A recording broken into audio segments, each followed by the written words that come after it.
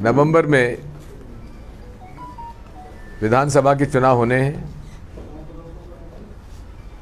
और 2018 में हमें जनता द्वारा तो सरकार बनाने और चलाने का मत मिल गया, लेकिन भाजपा के धन बल ने कुछ बेईमान हमारे विधायकों को खरीद लिया, जिसकी वजह से हमारी सरकार केवल 15 महीने चल पाई। लेकिन उन 15 महीनों में जो निर्णय हुए वो आपके सामने हैं। किसानों का बिजली का बिल आधा रह गया, घरों बिजली का रेट भी 1 रुपया यूनिट कर दिया गया। गरीबों को तो फायदा हुआ, लेकिन मध्यम वर्गीय परिवारों को भी उसका लाभ हुआ, जिसकी वजह से जिनके 2-2, 4-4 हज़ार रुपये का बिल आता था घटकर 200, 300, 400 रुपये का बिल हो गया। किसानों का कर्जा माफ होना शुरू हो गया। कमलनाथ जी ने रिजर्व बैंक ऑफ इंडिया से बातचीत करके और जो कभी होता नहीं था, जो कि सेटलमेंट होता है बड़े बड़े कर्जों में, हजारों करोड़, सैकड़ों करोड़ के, किसानों के कर्जे में कभी सेटलमेंट नहीं होता था कि इतना पटा दीजिए, बाकी दंड ब्याज आदि जो है वो माफ़ हो जाएगा। ये पहली बार देश में कमलनाथ जी के प्रयासों से हुआ और कर्जा माफ़ होने लगा। 50,000 तक के कर्जे माफ़ हुए, 1 लाख के कर्जे भी माफ़ होने लगे थे। इसी बीच में सरकार गिर गई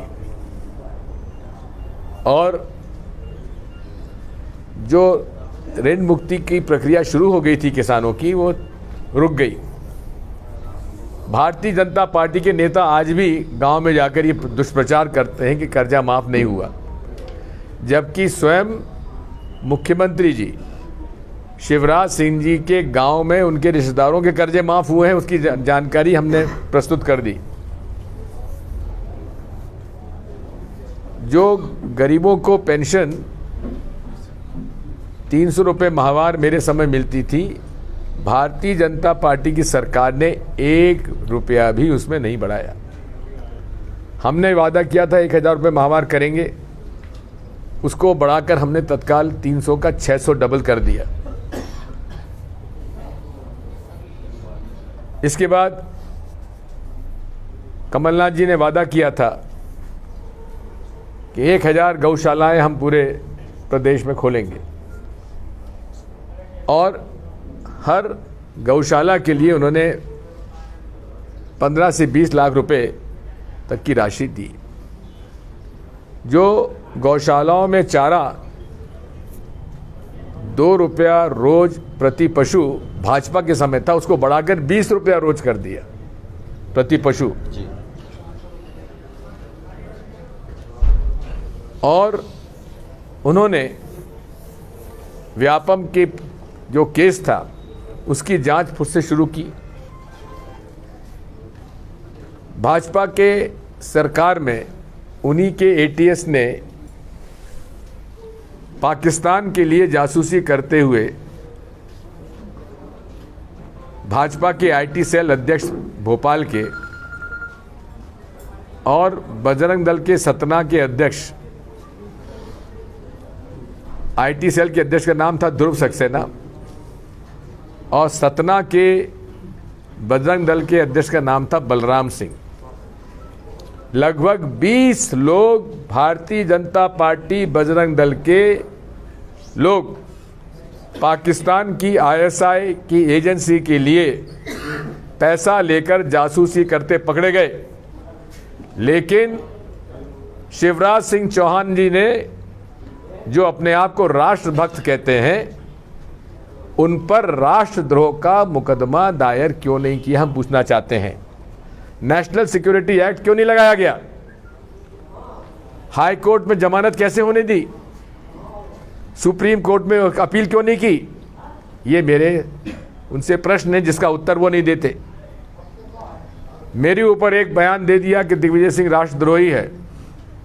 मैंने अपने आप को प्रस्तुत कर दिया थाने में कि बताइए मेरे ऊपर कोई राष्ट्रद्रोह का प्रकरण हो तो मुझे गिरफ्तार करिए।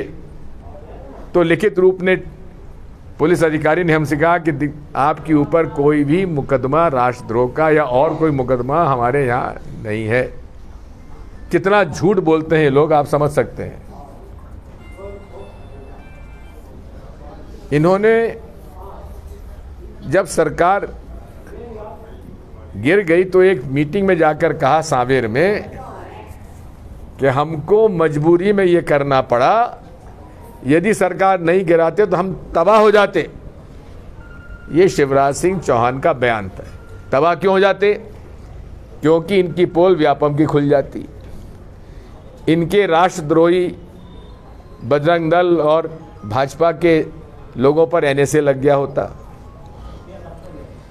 इन्होंने जो कमाई की हुई है, जिनके पास साइकिल नहीं थी आजकल बड़ी बड़ी गाड़ियों में घूम रहे हैं, उनकी पोल खुल जाती। ये सारी बातों से डर कर उन्होंने जो काली कमाई का पैसा था वो उन्होंने हमारे जो धन लोभी